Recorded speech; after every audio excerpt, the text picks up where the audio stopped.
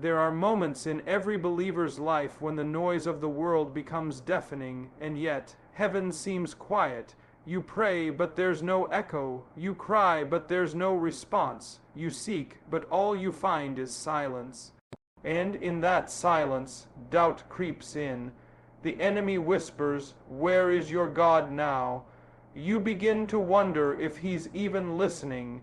You begin to question whether he still cares. And that, my friend, is the battlefield of the soul. That's the place where faith is refined, in the stillness, in the silence, in the waiting. But let me tell you something: just because God is silent doesn't mean he is absent. Just because you don't see him moving doesn't mean he isn't working. Our God is not confined to the noise, to the thunder, or to the spotlight. He often works in shadows. He fights in silence.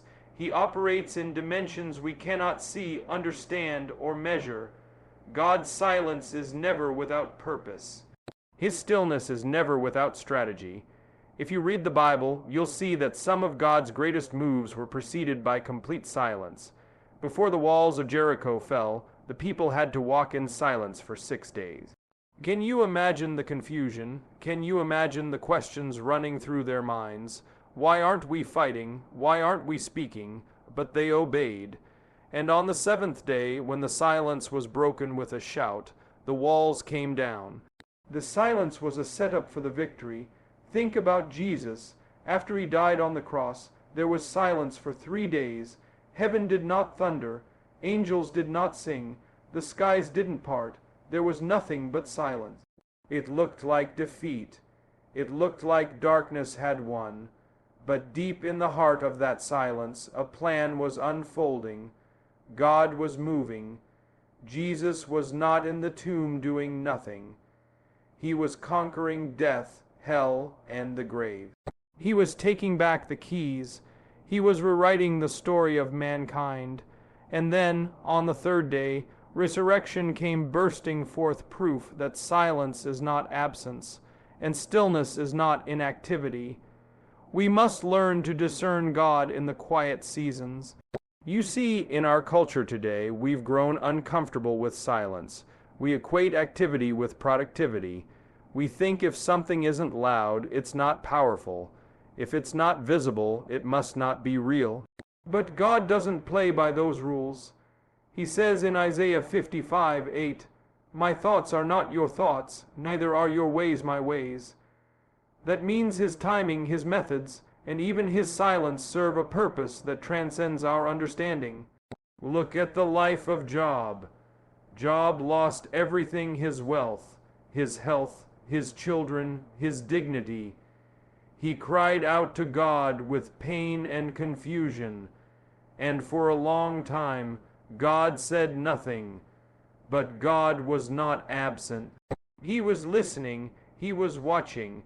He was allowing a divine process to unfold, a process that would ultimately restore Job double for everything he had lost. But in that moment of silence, Job had to learn that God's presence is not always proven by his voice. Sometimes it's proven by his peace. God's silence can be a test. It tests our trust. Will you still worship when you don't hear him? Will you still obey when you don't understand? Will you still believe when there's no sign, no miracle, no answer? That's the kind of faith that pleases God. That's the kind of trust that shakes the gates of hell when a believer lifts their hands in the middle of silence and says, "I still trust you. I still believe." Sometimes God is silent because he wants you to grow. If he answered every prayer instantly, your faith would never mature. If he showed up visibly every time you asked, you'd never learn to walk by faith and not by sight. Silence is a classroom where faith becomes more than a feeling, it becomes a choice. A discipline, a lifestyle. Other times God is silent because the battle isn't yours to fight. He's handling things behind the scenes. In 2 Kings 6, Elisha's servant was terrified because they were surrounded by a great army. But Elisha told him, "Do not be afraid, for those who are with us are more than those who are with them." and then he prayed, "Lord, open his eyes." Suddenly the servant saw horses and chariots of fire. The heavenly army had been there all along. But until his eyes were opened, it looked like God was doing nothing. That's how it is in your life sometimes. You don't see the chariots, you don't see the angels, you don't see the hand of God moving. But he's there, he's fighting, he's building, he's aligning things in your favor. And when the time is right, your eyes will be opened and you'll say, "God was here the whole time, I just couldn't see it." Think of the seed planted in the ground. It grows in silence. You don't hear it breaking through the soil. You don't see the roots taking hold. But something is happening below the surface. That's what happens when God is working in your life in silence.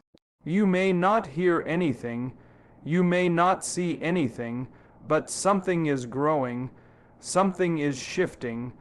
The soil of your soul is being prepared for breakthrough.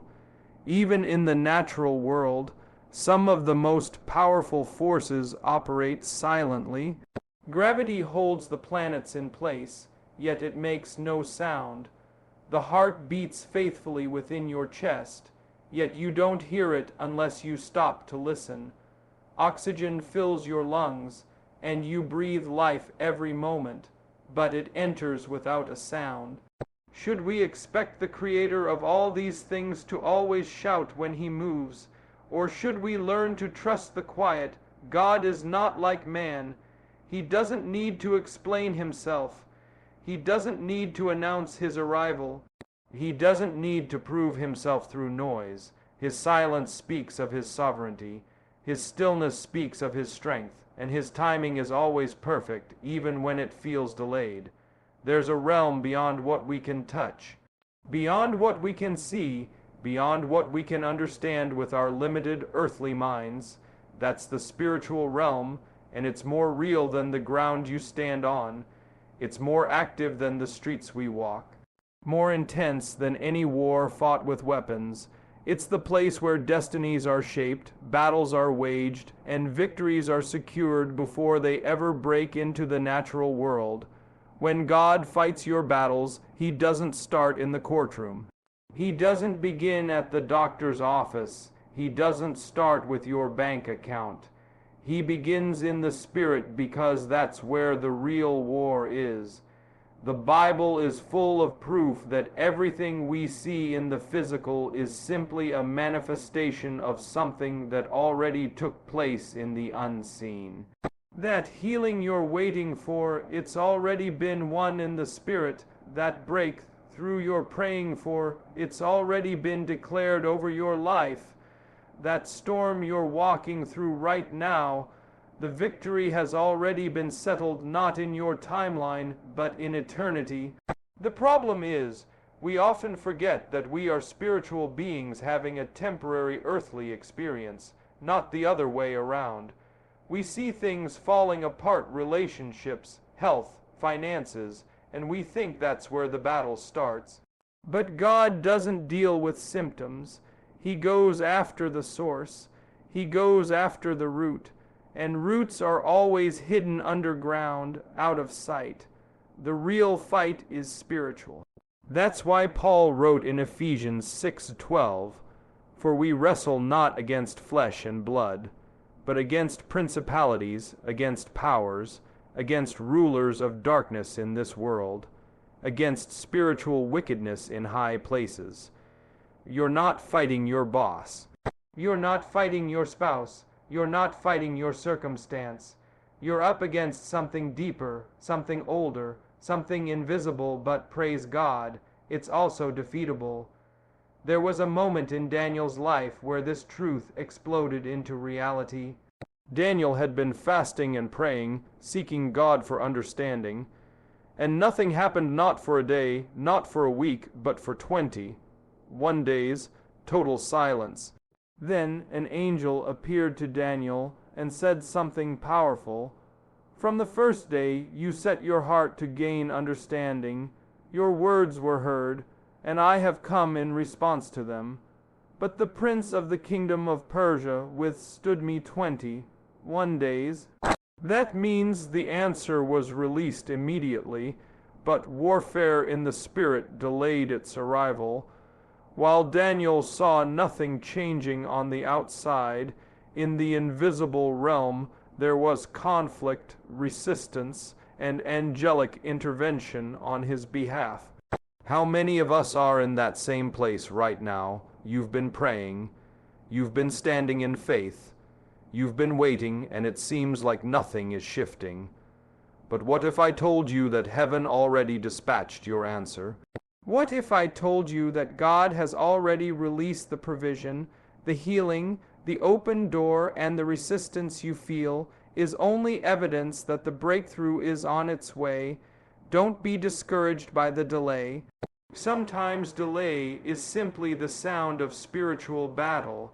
Sometimes the quietness is the clash of swords in a realm we cannot see. When God fights for you, He doesn't always announce it. He doesn't always send a sign. But He always moves with purpose. There's a reason you woke up today. There's a reason the enemy couldn't take you out last night. There's a reason you felt peace in the middle of that chaos. Because something is happening in the heavenlies. Angels are on assignment. Principalities are being pushed back. Chains are breaking that you don't even know about yet. And soon, what has been happening in the spirit will be revealed in the natural. In 2 Kings 6, the servant of Elisha was terrified because an army had surrounded the city. To his eyes, it looked like the end. But Elisha prayed, "Lord, open his eyes that he may see." And in an instant, the servant saw what had been there all along, horses and chariots of fire covering the hills. God's army was already in position, already fighting, already covering them, but it wasn't visible until spiritual eyes were opened. What are you not seeing right now simply because your spiritual eyes haven't been opened yet? What victories are already in motion, already written in heaven, just waiting to manifest on earth? Some of the greatest moves of God begin with nothing visible. No flash, no fireworks, just a whisper in the spirit, just a shift in the atmosphere. You walk into a room and something feels different. You open your Bible and the words leap off the page. You hear a worship song and your heart suddenly feels stronger. That's not coincidence, that's not emotionalism, that's spiritual warfare. That's God fortifying you for something that's already being handled behind the veil. When Jesus rebuked storms, healed the sick, cast out demons, He wasn't just doing miracles. He was enforcing spiritual authority in the natural world. He was manifesting the will of heaven on earth. That's why He taught us to pray, "Thy kingdom come, Thy will be done, on earth as it is in heaven." That's not poetic language, that's warfare strategy. We are praying for heaven's reality to invade earthly circumstance. That's how God fights. He sends His word, His will, His armies into the spirit realm, and when the time is right, they break through into the world we can see. There are forces fighting over your destiny right now. There are angels assigned to your assignment. There is a divine timeline being written, and God is orchestrating it with precision. But your eyes won't always perceive it. Your ears won't always hear it. That's why you must learn to walk by faith. Trust is not built when you see the battle. It's built when you believe it's happening even when you don't. When God fights in the spirit, He isn't reacting. He's preparing, He's positioning, He's protecting you from attacks you didn't even know were coming. You were going to take that route, but you felt a nudge to go another way. You were going to say yes to that offer, but something unsettled your heart. You didn't know it, but God was blocking an attack. He was canceling an assignment of the enemy before it could reach you. You'll never know all the things God prevented simply because He fought for you before the enemy ever touched you. There's something sacred about what happens in secret, in the hidden places, In the quiet, unseen corners of life where no one is clapping, no one is watching, no one is affirming or acknowledging you. It's in those places that true victory begins, not on the stage, not in the spotlight, not in the applause or the recognition, but in the background where only God can see. That's where battles are won. That's where faith is forged. That's where destiny is shaped. Victory is often not born in public. It's born in private. Think about a seed. Before it becomes a tree, before it ever produces fruit, it goes underground. It's buried in darkness, isolated, unseen, and for a while it looks like nothing is happening. But in that hidden place, something powerful is taking place. The seed is dying to its old form so that it can be reborn into something greater. Roots are stretching downward before the stem ever reaches upward, and that's how God works with us. Before He reveals you, He roots you. Before He displays your victory, He develops your character, and He does it in hidden places. When David was anointed to be king, he didn't walk straight into the palace. No throne, no crown, no celebration. He went back to the field, to the sheep, to the silence, to the solitude. That's where God shaped his heart. That's where the warrior in him was built. It was in those lonely nights, protecting sheep from lions and bears, that he learned how to trust God. It was in the wilderness, with no audience, that his courage was tested and refined. So when Goliath stood before him, David wasn't shocked. He didn't need approval. He didn't need armor. He'd already faced worse, not in front of men, but in the secret place where God was with him. The greatest victories don't start when the battle begins. They start when you prepare in the hidden seasons, in the moments when you could give up, but you choose to press on, in the nights when you cry out to God and no one else sees those tears, in the decisions you make in private to stay faithful, to keep praying, to keep believing even when nothing around you seems to change. That's where the real victory is born, not in the moment of triumph, but in the seasons of obedience when no one's watching. Moses spent 40 years in the backside of the desert before God called him from the burning bush. He had been raised in Pharaoh's palace, educated in Egyptian wisdom, but that wasn't where God chose to develop him. God didn't use the prestige of the palace to prepare Moses for leadership. He used the silence of the wilderness, the hidden place, a place where Moses could be stripped of pride, where he could learn to hear God's voice, where he could become familiar with the presence of the one who would call him to lead a nation. It wasn't glamorous. It wasn't public, but it was necessary. Because when you're called to great battles, you must be anchored in quiet places. Jesus himself spent 30 years in obscurity before he began his public ministry. 30 years in a carpenter's shop, 30 years in silence, no miracles, no crowds, no sermons recorded, just daily life, hidden and humble. And when the time came for him to step into the fullness of his calling, he wasn't rushed. He wasn't insecure, he was rooted. Why? Because he was shaped in secret. And right before his ministry began, even then, he went into the wilderness alone to fast and pray. He faced temptation. He confronted the enemy. And he won not with power, but with the word. That victory wasn't for show. It was the foundation of everything that would follow. Some of the most powerful things God will ever do in your life will happen when no one else is around. When it's just you and him, when you're in the midnight hour and no one understands what you're walking through, when you're dealing with fears, doubts, spiritual attacks, and yet you choose to stand. You choose to stay in the fight. You choose to lift your hands in worship, even with tears streaming down your face. That is where God births strength. That is where endurance is formed. That is where true power is cultivated, not on the mountaintop, but in the valley. Not in the crowd, but in the cave. God is not looking for people who only shine in public. He's looking for those who are faithful in private, who can be trusted in hidden places, who will serve when there's no title, who will love when there's no platform, who will worship when there's no music. That's where he does his best work. And when the time is right, when the season has fully come, he will reveal what he has been building in the dark. There are times when God will hide you on purpose.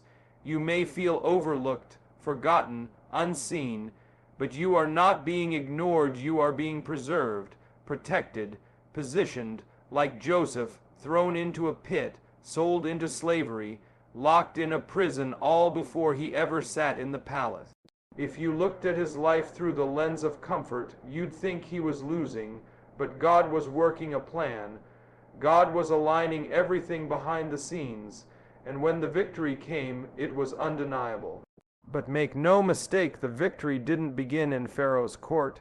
It began in a prison cell, in the loneliness, in the waiting. This is how God moves, slowly, silently, strategically, because when he brings you out, he doesn't just want you to win, he wants you to last. He doesn't just want a moment of success.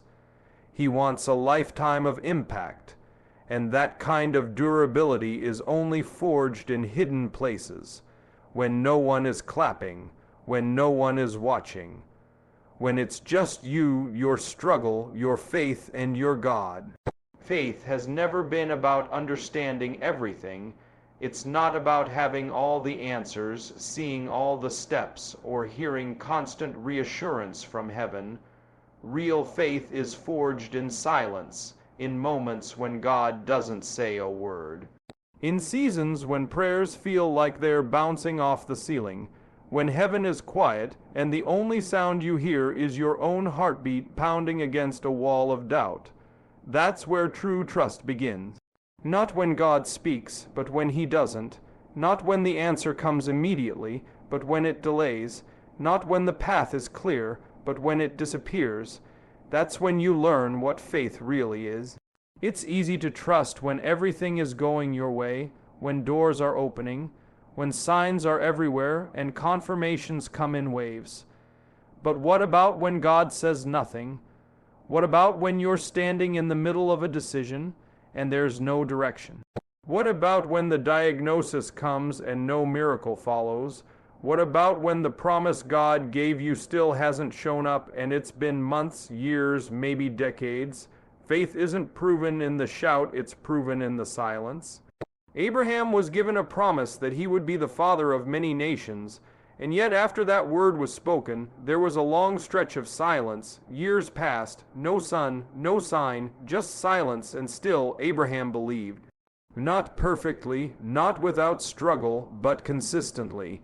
He held on when there was nothing to hold on to.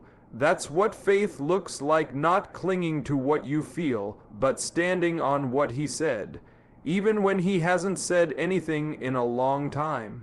The silence of God doesn't mean abandonment. It often means trust.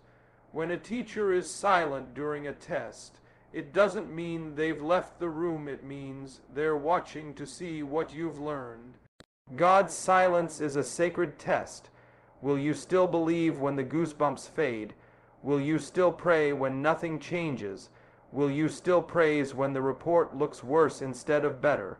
That's the ground where spiritual maturity grows, when you're rooted not in feelings but in faith. Job understood this kind of silence. He lost everything: his children, his wealth, his health, and for a time God said nothing. The heavens didn't open. No angel showed up to explain what was happening. All Job had was pain, confusion, and silence. But in the middle of that dark season, he declared, "Though he slay me, yet will I trust him." That's not surface level belief. That's not Sunday morning faith. That's the kind of trust that shakes hell and draws the attention of heaven. Faith that says, even if I don't understand, I still believe. Mary and Martha knew what it was to wait in the silence. When their brother Lazarus was sick, they sent word to Jesus. They believed he would come. They expected him to come, but Jesus waited. He stayed where he was. He delayed on purpose, and Lazarus died to them. It looked like Jesus failed them, like he ignored their cry, like he was silent when they needed him most. But what they didn't see was that Jesus wasn't just planning to heal, he was planning a resurrection. The delay wasn't denial. The silence wasn't forgetfulness. It was part of a bigger miracle they hadn't imagined yet.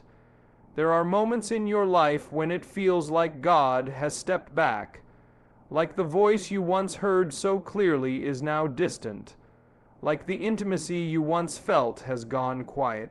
But he's still there, closer than your breath, watching, guarding, working. Trust doesn't require sound, it requires surrender. Trust is saying, God, even if you don't speak, I'll still follow. Even if I can't trace your hand, I'll trust your heart. Noah built a massive ark before he ever saw a drop of rain. He didn't hear a daily update from heaven. He didn't get signs and wonders at every turn. He just obeyed day after day, nail after nail, in a world that mocked him. In a season that made no sense. All he had was a word from God, and that was enough. Real faith holds onto that word, not just when it's fresh, but when it's faded, not just when it's loud, but when it's quiet. Jesus showed us the deepest form of trust on the cross. As he hung there, carrying the weight of all our sin, he cried out, my God, why have you forsaken me?" That wasn't just pain speaking. That was humanity experiencing the depth of divine silence. The one who had perfect communion with the Father now faced the crushing stillness of separation. And yet, in the middle of that silence, he still surrendered, still trusted, still fulfilled the purpose. If Jesus trusted in silence, how much more are we called to? Faith isn't the absence of doubt. It's choosing to believe in the presence of silence. It's not the roar of certainty, it's the whisper that says, I won't let go. It's showing up even when nothing looks different. It's worshiping when there's no breakthrough. It's praying even when heaven seems closed, because deep down, faith knows something your feelings don't. God hasn't left. God hasn't forgotten. He's still writing the story even if he's writing in invisible ink. Sometimes God is quiet because he's already spoken. He's waiting for you to walk out what he already told you. He's waiting to see if you'll move forward without needing a fresh word every time the wind changes. That's trust. That's maturity. That's when faith stops being a feeling and becomes a foundation. And sometimes the silence is not a test, it's intimacy. Just like two people in deep love can sit in silence and feel close, God sometimes draws near without saying a word. His silence can be his presence, blanketing you in peace beyond understanding. His stillness can be a holy hush, calming the chaos around you, reminding you that he doesn't need to shout to be in control. There is a realm of blessing, breakthrough, and divine movement that only opens through obedience. Not through intellect, not through hustle, not through talent, but obedience. Quiet, simple, sometimes painful, sometimes misunderstood obedience. The kind of obedience that doesn't always come with explanation. The kind that feels inconvenient to your flesh, but is aligned with heaven. When you walk in obedience, you unlock what your eyes cannot yet see.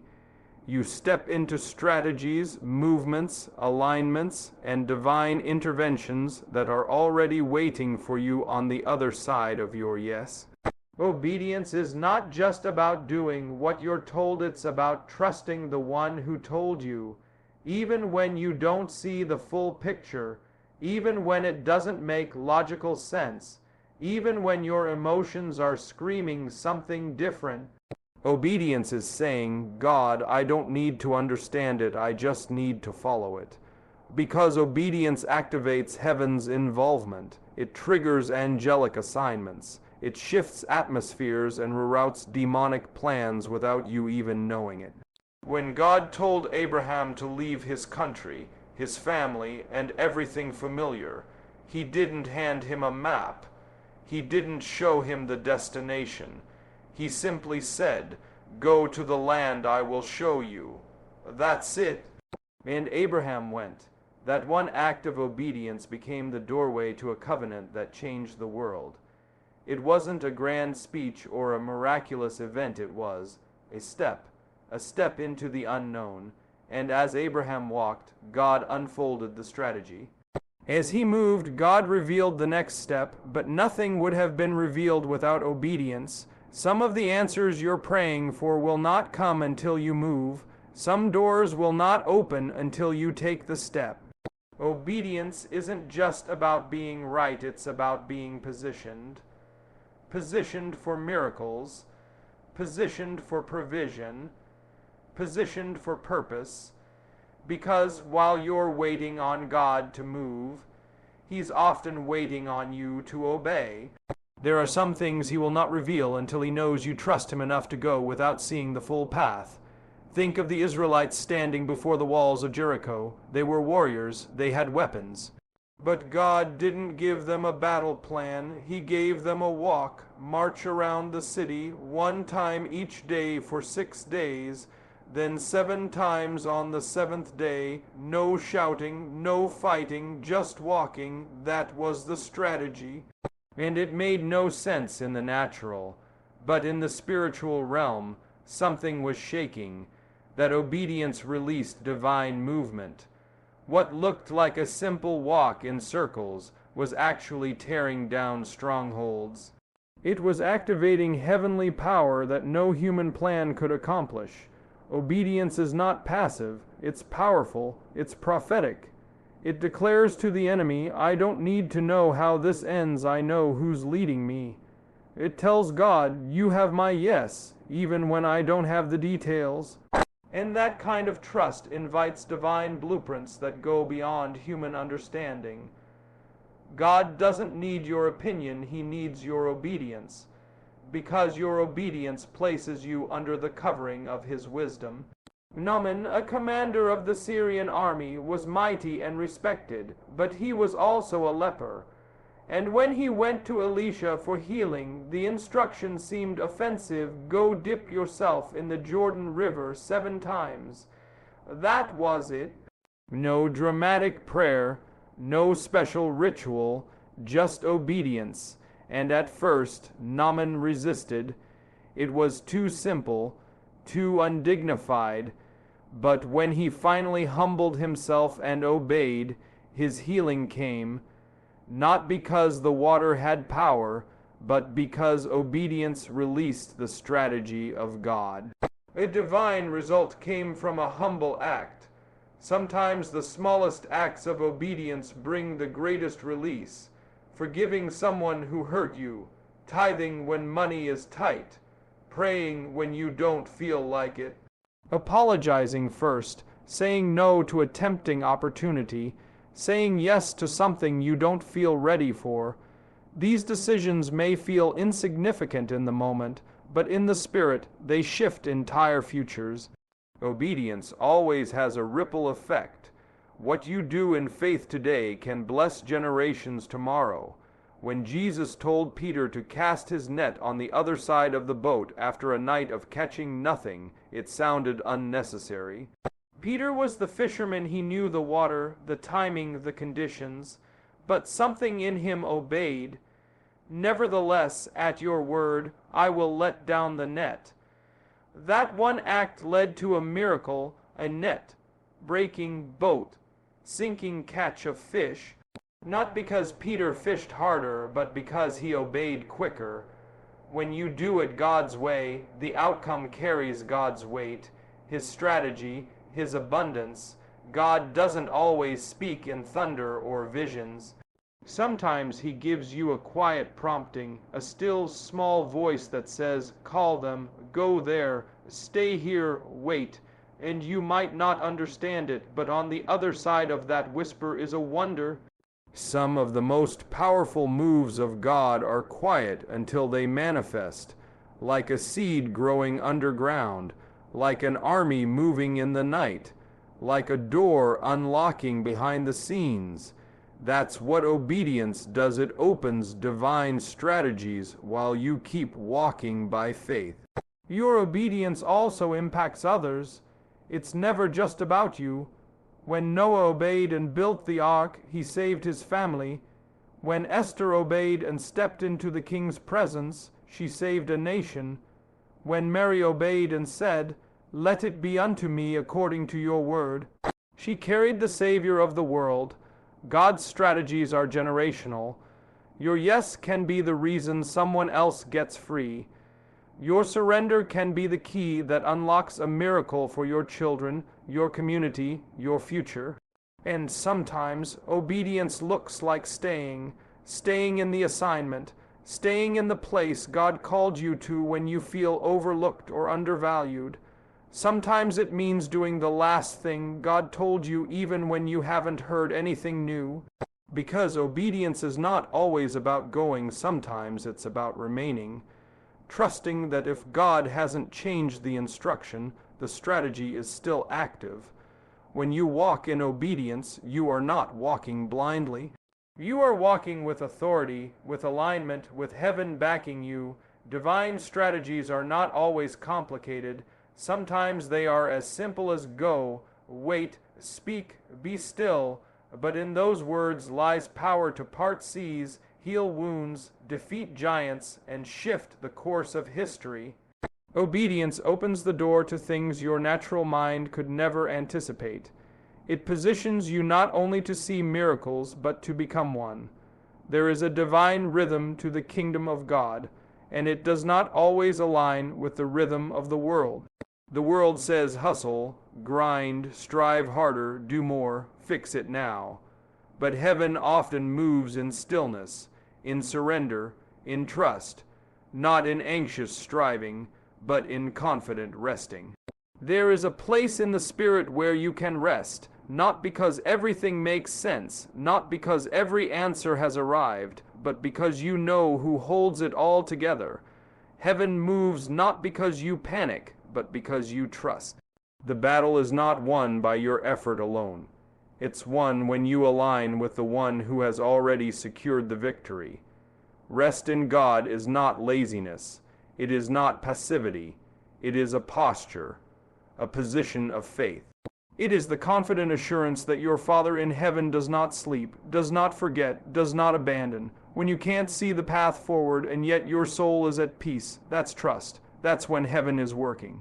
Because your peace is a declaration in the unseen realm that you are not shaken by circumstance. You are anchored in promise. And when God sees that kind of trust, He moves in ways you cannot. The human mind often equates action with control. The more we do, the more secure we feel, but God does not need your striving. He desires your surrender. He doesn't need you to figure everything out. He's already written the end from the beginning. Resting in trust means you stop trying to fight battles that aren't yours. It means letting go of the steering wheel when God is trying to drive. It means saying, "I don't know how, I don't know when, but I believe you're working." Look at Jesus asleep in the boat. The storm is raging. The disciples are panicking. The waves are crashing, and yet the Son of God is resting. He's not worried, not pacing, not rebuking the storm yet. He's sleeping because he knows who he is. He knows the authority he carries. He knows the storm cannot destroy what the Father has destined, and that rest, that deep trust in the Father's will, is what we are invited into. A rest that's not based on calm seas, but on a confident heart. That's when heaven moves, when your spirit chooses peace over panic. The enemy will always try to rush you, hurry you, stress you, because a hurried soul is a distracted soul. But trust slows you down. Trust says, "I don't need to rush what God is doing in eternity to fit into my timeline." When you rest in trust, you allow God the space to do what only He can do. You step aside and let heaven take the lead. It's in those quiet places, when your hands are off and your heart is open, that angels are dispatched, that chains are broken, that paths are cleared, that doors are opened without you having to knock them down. Psalm 46 says, "Be still and know that I am God." Stillness is not weakness. It is a weapon, because in the stillness you are not doing nothing. You are doing the most powerful thing. You are trusting. And while you trust, heaven works. While you worship through tears, heaven wars on your behalf. While you lift up hands in surrender, God lifts His hand in authority. While you rest, He rearranges, He restores. He releases what has been held up, but it begins with your willingness to stop striving in your own strength. Israel was told to stand still and watch the salvation of the Lord, not to fight, not to run, but to stand in faith. They were trapped between the Red Sea and Pharaoh's army, and still the instruction was to rest in trust. Why? Because what was coming wasn't a human solution, it was a divine intervention. The sea would part, not by strategy, but by sovereignty. That's what happens when you stop trying to fix everything and instead choose to believe that God has already gone before you. Trust is not a feeling. It's a decision, a daily, sometimes moment-by-moment choice to say, I choose peace, even when I don't have answers. I choose faith, even when the report is bad. I choose rest, even when the storm is loud. And while you rest in that posture, heaven begins to operate in dimensions you cannot see. Resources start aligning, people are moved, conversations are arranged, breakthroughs are scheduled. You may feel still, but heaven is anything but. There is a reason God called the seventh day holy. He created the world in 6 days, and on the seventh He rested, not because He was tired, but because He was showing us the power of divine order. He was demonstrating that rest is part of the design. That you can cease and still know it is good. That you can pause and still be in purpose. That you can rest and the world won't fall apart, because it was never your job to hold it up in the first place. Rest in trust means releasing the outcome. It means giving God not just the problem, but the result, saying, even if you do it differently than I thought, I still believe you're good. It's handing over the timeline, the how, the who, and the when, and saying, God, I know your ways are higher. I know your timing is perfect. I know you haven't forgotten. That's not weak faith. That's mature faith. That's the kind of trust that triggers movement in the heavens. Jesus told us not to worry about tomorrow, not because tomorrow doesn't matter, but because your Father already lives in tomorrow. He's already there, already working, already protecting, already preparing. So when you rest today, heaven is working in tomorrow. When you let go, He takes hold, and what He builds while you trust is always better than what you could force in your own strength. Rest is an act of warfare. It is resistance against fear. It is defiance against anxiety. It is a declaration that says, I will not be moved by what I see. I will be grounded in who I know. And in that place, when your soul is quiet, when your heart is steady, when your eyes are fixed, not on the problem, but on the promise, that's when the unseen hand of God begins to orchestrate miracles you didn't even know you needed. That's when heaven works while you rest in trust. My friend, if you've heard anything today, hear this. The battles you're facing are not yours to fight alone. The burdens that have tried to crush your spirit, the storms that have shaken your foundation, the nights when you've cried in silence, they have not gone unnoticed. Heaven is not blind. Heaven is not deaf. Heaven is moving, even when it's quiet, even when you feel forgotten, even when nothing seems to change. God is working silently, supernaturally, sovereignly.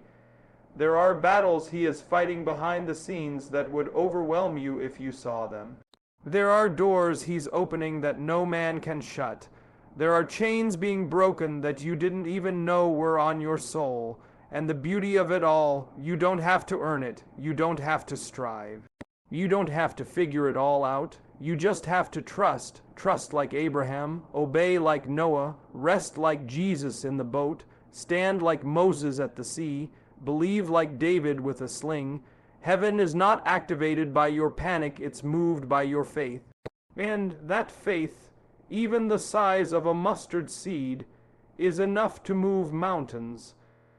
It's enough to silence every lie, break every curse, and unlock every miracle that God has appointed for your life. You don't need to see how, you just need to believe that He can. You don't need to fight for control, you need to surrender it. Because when you step back and let God step in, that's when you begin to see what only He can do. Silent battles, loud victories, hidden warfare. Open testimonies. So walk out of here with your head lifted high and your spirit anchored in truth. The battle belongs to the Lord, and when He fights, He never loses. When He moves, He doesn't miss. And when He speaks, even in silence creation listens. You may not see the wind, but you'll see the waves move. You may not hear thunder, but you'll watch walls fall. You may not understand the season, but you will see the harvest. When God fights your battles silently, you will see this. Yes, you will see this.